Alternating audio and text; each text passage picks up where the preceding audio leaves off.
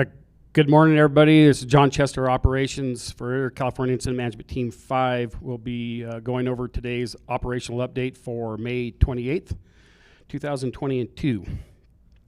So just going to get today started. We're going to chat real quick the stuff up here in the Big Pine area.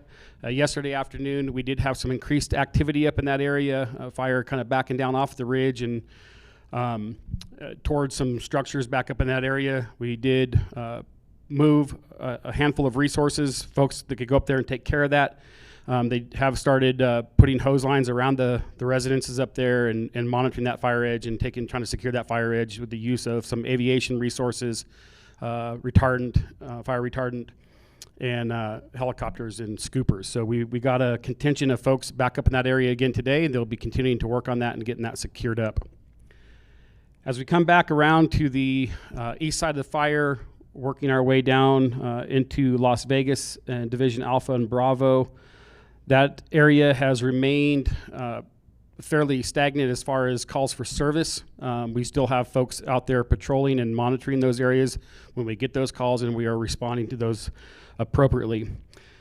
Coming down to the southwest or southeast corner, moving to the southwest, coming over to Boreas Peak area. We've had some activity over there. That's the last couple of days that has been a main focal point for us to get that piece tied back in. The slop over spot fire that we had over there like 2 days ago, that is going very well. They've got hand lines and hose lines around that, and they are still actively engaged in strengthening those control lines and mopping that area up. Coming around Lower Colonias into Upper Colonias, a lot of good work has gone on in there. Those folks have gotten the fire line is back down to the containment lines in there for the most places. Those fuels are consuming and burning up. Real favorable wind conditions in that area, pushing the smoke and any embers back into the black that is reducing the potential for spots outside of the control lines. We do also understand that there is some old timber stands in there that have been around for quite some time, and those are, they're being impacted by the fire, and just want to reassure folks that we understand that, and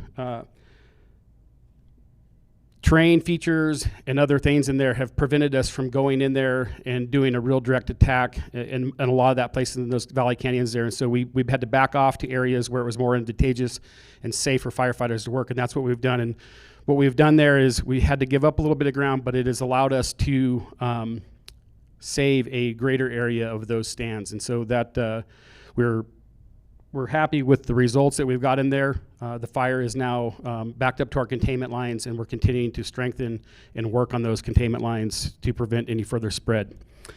Moving on up to the north towards the headwaters of Bull Creek, there was some activity, some slopovers over there. They've gotten in there and they've taken care of those, and they're strengthening and securing those as well.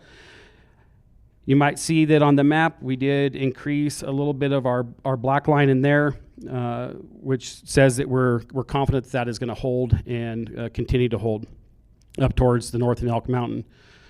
Another real priority focus area for us here with a lot of our folks working is this Iron Gate up the Hamilton Mesa. We still have folks out there that are progressing that line, that containment line up into the wilderness to encapsulate this stuff that is coming out of Spring Mountain and moving towards the Pecos River watershed.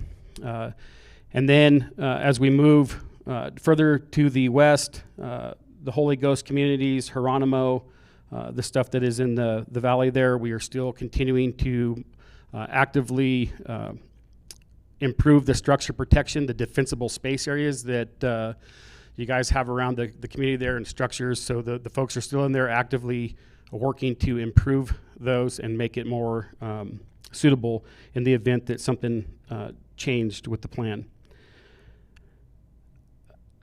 So that pretty much covers the operational stuff that we got going on today. One of the things I do also just want to touch on, I know we didn't talk about it a whole lot, but we've entered into some real critical fire behavior time periods for today. We got red flag warnings that are in effect from 11 o'clock to 2200, so at 11 a.m. to 11 p.m. essentially. Red flag conditions means that it's just a a real strong heads up that we're going to have real active fire behavior and the potential for extreme rates of spread, so how fast the fire moves from one point to the next point. Imagine traveling in your car and fire being able to outpace you. So that's kind of the extreme fire behavior that we're talking about. So we've moved into today that kind of conditions that really support the fire growth. We're doing everything we can to minimize that with where our people are placed, ensuring that we have the safety of the firefighters and the public in mind. So with that, that will conclude our operational briefing for today. If there's any questions, we're glad to hear those.